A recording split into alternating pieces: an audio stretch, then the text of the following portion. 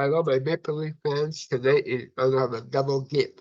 We'll have Raptors highlights and Maple Leaf highlights all in one episode, so stay tuned for that. Right now, I'm going to take you live to a pregame conference for the Maple Leaf game before they take on the New York Islanders on the road. So enjoy that.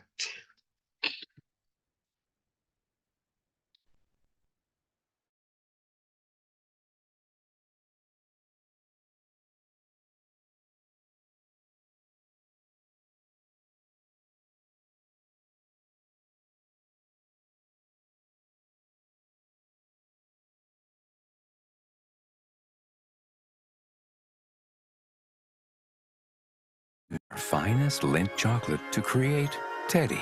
With his unique heart charm, this festive figure is perfect for showing you care. Make your holidays magical with Teddy from Lindt.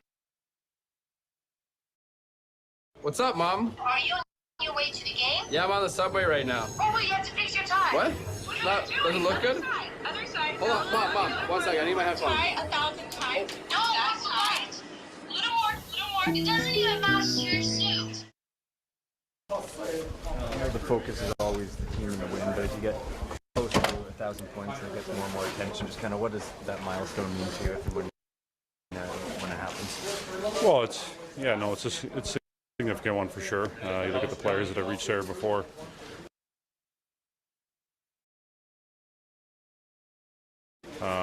Pretty amazing. So, but as I've had my whole career, just try to focus on going out there and playing well. Obviously, producing offensively is a big part of that. So, obviously, you want to keep that going and help the team the best I can get the 2 points that we want. So, whenever that comes, we try to enjoy the moment. It's a milestone that signifies kind of playing at a high level for a really long time. Just how proud are you of that? Yeah, I would agree. So that's what you work for and what you try to accomplish once you break into the league is to be, to play at a high level consistently for a long time and continually evolve your game with obviously always kind of sticking to your identity of who you are as a player and, the ups and downs and the things you go through over a career. So definitely something I'm very proud about. I think it was October of 2009 that you got your first point here. What do you remember? Do you remember that point? Yes, it was my first game, so it was against Pittsburgh, and I think it was a 5-on-3. Got an assist, and then in the second period got a goal on my backhand for my first career goal. So, yeah, it's hard to believe. It's been that long since then, but obviously a fresh memory, and I think like any player, your first goal, first game, those are always fresh in your mind and stick with you forever. Reporters love stories, but what would it mean to maybe try to get 1,000 against your former team, where it all began? I'm not sure. I haven't really tried to think about it a whole lot that way.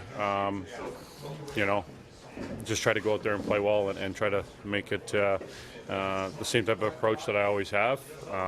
If it does happen that way, obviously the two franchises I've played for, so it would be pretty cool, I guess, when you think about it. Really unique, and just want to go out there and play well and execute and help our group here get the 2 points that we want. So try not to think about it that way a whole lot, but obviously unique and be pretty cool. When you hit a milestone like 1,000 points or 1,000 games, is it hard not to be a little bit nostalgic about the journey to get to that point? For sure. So I still haven't hit it. So I think, when that time comes and whenever the moments present themselves, just let that kind of come naturally and whatever, wherever we're at in the schedule or the circumstances of the day or the game, those things all kind of happen naturally. So I think no doubt there's always points in your life and your career that you look back on that come full circle. Does the emotion still come around anytime you come to visit here, or does it kind of start to become old hat as time passes? No, I mean, spent a lot of time here. Obviously, a big part of who I am as a player and as a person, and love my time here and really tried to embrace it. And when I was here and gave it everything I had every single day. So, when you invest a lot of time, effort, energy, emotion, there's a lot to that. So, no doubt, it's always nice coming back. It's been a number of times that you've played here, but is there a moment of nostalgia that you get when you walk in here and you still think, oh, like that was where I used to do this or something like that? Yeah, I mean, whether it's flying in, driving to the hotel and just being in the similar neighborhoods and places where you were a lot consistently for a significant time in your life. There's no doubt that stuff like that, I think, brings back memories, I think, for anyone. Place where they've spent a lot of time and went through a lot. So all good stuff for me. So, like I said, always nice to come back. What kind of hockey dad is your dad? My dad? Yeah. He's pretty quiet. He's pretty quiet. He didn't see me a lot play growing up. He was out working and working hard to give me the opportunity to play the game, to get the equipment that I needed, the registration fees and things that you needed to have to be able to play. And so thankful for him for so much he's brought to my life. So it was always really special when I was a kid when he was able to come, just because it wasn't that frequent. My mom took me to most of my hockey growing up, and always meant a lot. So it still has that same feeling for me today and a trip like this. What did he do for work? He was a welder, steel decker welder. Okay, so Hard worked labor, hard labor, yes. Do these trips get old, or is it still really special, the dad's It's trip? it's always really special, even for me that I've been through a lot of them. I think just never take it for granted, and always just reminders like what we just talked about, the things you go through to get to this opportunity and to play the game in the NHL at this level, and so many people that support that, and no doubt your parents and a father figure, the important role on the ice, off the ice that they play, and it's always nice to share these experiences and all the hard work that's gone into it, and that still goes on today, and for them to enjoy a little bit of it and feel connected to it. How do guys act a little different on the dad's trip? Are they on their best behavior? Is there a different vibe? You know what? I think it's more just nice to share stories and get to know the guys a little more, your teammates, and just, you pick up certain habits that maybe they've gotten from their fathers, their father figures and mentors and whatnot. But just great to share stories and learn more about the past of your teammates and where they've come from and the upbringing that they've had, and just those types of experiences. It's a lot of fun telling those stories and talking hockey or different parts of the world that guys grew up in and playing the game and how their journey led them here. And a big part of that is obviously their dad, mentor, and how they impacted that, and it's really cool to share that stuff. How do you think you're like your dad? Pretty quiet. Maybe not quiet's the wrong word, but I think just stoic and just try to be a little bit get a feel for things before you kind of open up a little bit. I'm sure you guys always see me walk around with my backpack. He's got his backpack too, so I'm sure you see where that comes from. So little things like that. So those are the things that as teammates we all pick up on and we get on each other about. So I think and just a tremendous heart. I think he's got a big heart, and I try to emulate that every day. Can you share something you've noticed about a teammate that you saw their dad do and you're like, oh, that now makes sense? Well, I saw him as we're getting on the bus to the airport yesterday. Mitchie's dad forgot his phone in his car, so it's pretty typical for Mitchie to forget his phone somewhere. So so that kind of kick-started things right there. So Apparently Brad's a big backpack guy too. Who's that? Brad, like GM. Yeah, He's a big backpack. there's a few. There's a few. Yeah. There's a few. Okay, thank you. Being in the league now and knowing how difficult it is to get a goal, a point, what do you think when you hear 1,000 points? Yeah, I mean that's crazy. He's an exceptional player, and that's a huge milestone. I think everyone's excited for him to get there and pushing him, and but yeah, that's pretty unreal to hear that number. 998 points to be 1,000. It just shows consistency at such a high level for such a long time. Just what have you learned from John, spending time with him, living with him, about being a consistent pro? Yeah, I mean, I think it's no shock with how he prepares himself and how he composes himself around the rink. I think he's a true pro in how he handles himself. The way he eats to the way he sleeps.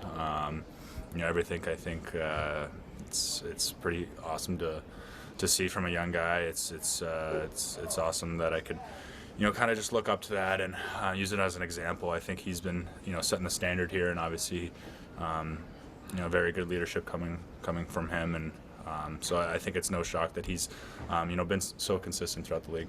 How often do you look to a guy like that and think, oh, I'm going to use that in his example so that I one day can get to 1,000? I mean, often, you know, you want to learn from everyone in this locker room. I think that there's you know, a ton of great examples. I think we have you know, a great leadership group here, and you know, I think it starts with him, though. You know, I think he's the one that sets the standards here, and he's the one that you know, creates the high tempos in practice and in the games as well. So yeah, it's been awesome to be able to kind of be around him and just you know, kind of pick his brain. It's been awesome, and I'm just fortunate that I had you know, a guy like that to look up to when I was a young player. What kind of hockey dad is your dad? What kind of hockey dad is my dad? I don't know. I think he gets pretty invested in the game. He knows pretty much every player on the ice, and you know, every if he's a lefty or a righty, how many games he's played, you know, what he's looking like this season. I think he kind of tracks that a lot, and yeah, so I think he's a little bit of a hockey nerd in that sense, and my family is in general. So it's I think that they watch hockey so often. Do you talk to him after most games, or text? Or?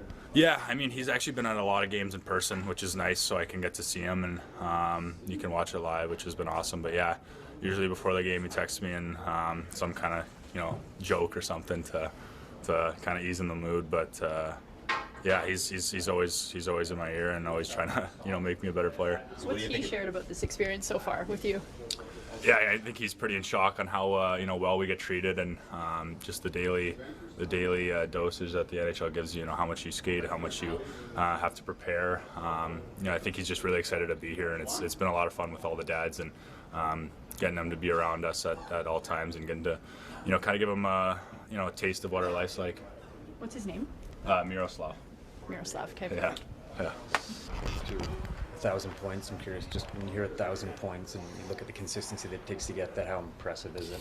Yeah, it's quite an accomplishment. I mean, it's 1,000 games is impressive, of course, in and of itself. But 1,000 points just speaks to consistency. I mean, John's got a lot of game left in him here, so it just speaks to how consistent he's been throughout his career. Yeah, so it's tremendous how he's on the cusp of that. You need to be an extremely high-end player to get to the point that he's at, and a ton of talent, which he has. But when you look at the work he puts in, how much does that go into the consistency we see? To me, it's directly correlated, and then you can't have one without the other. If you want to be consistent in your play, you got to be consistent in your habits and your approach, and then you also need to adjust and you need to adapt to, you know, as your game is adjusting, or as the league is adjusting, and as opponents are adjusting to you.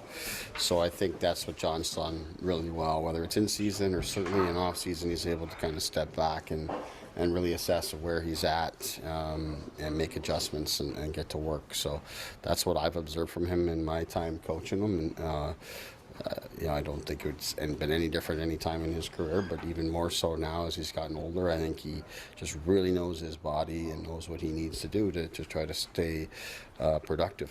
How much do you sense these return trips to Long Island still mean to him?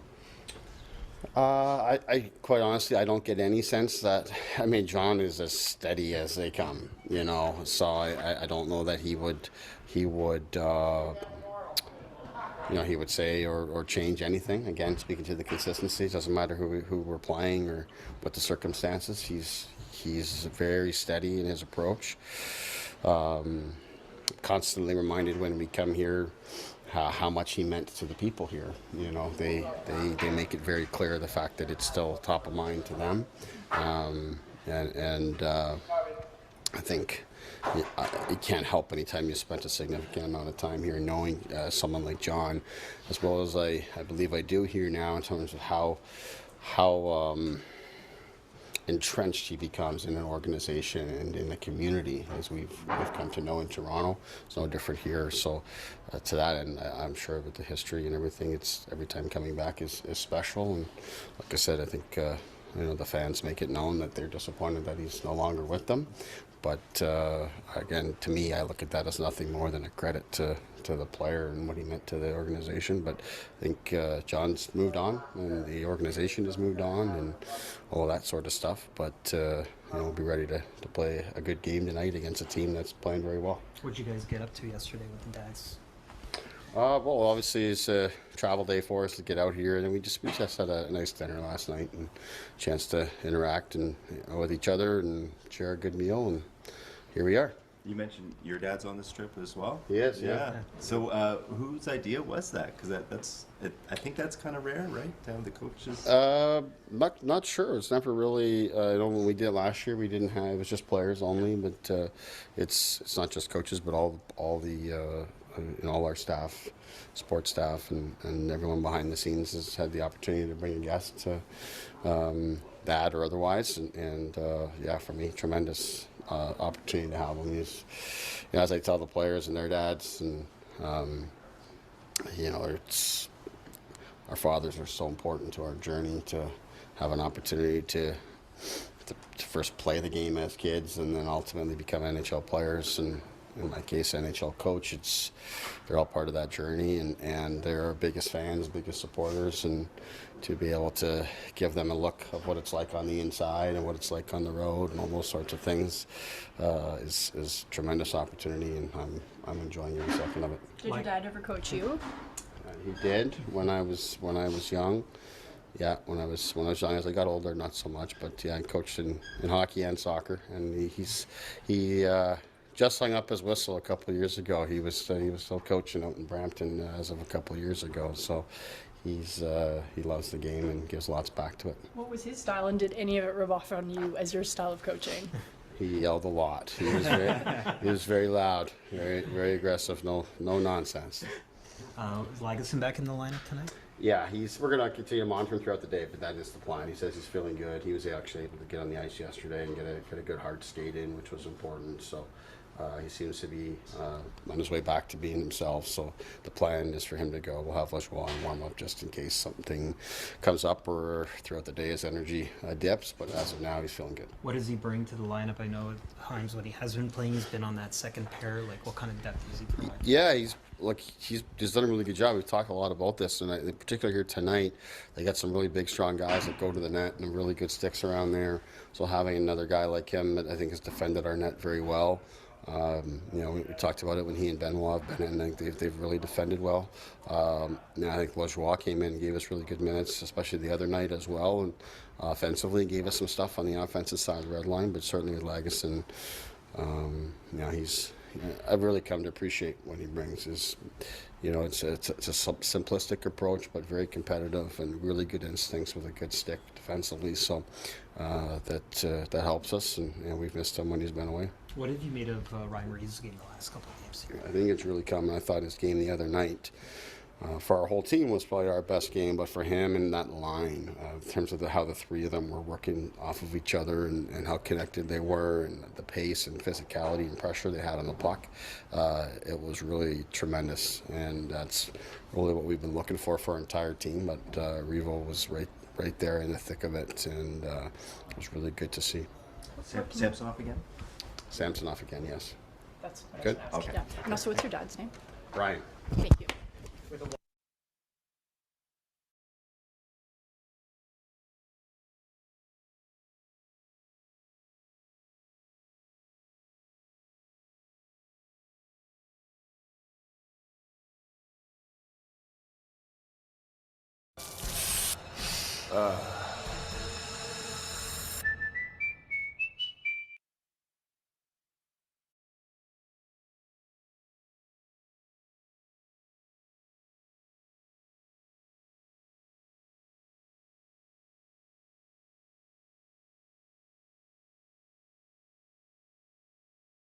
Samsonov again, yes. That's what good. I was asking. Okay. Yeah. And also, what's your dad's name?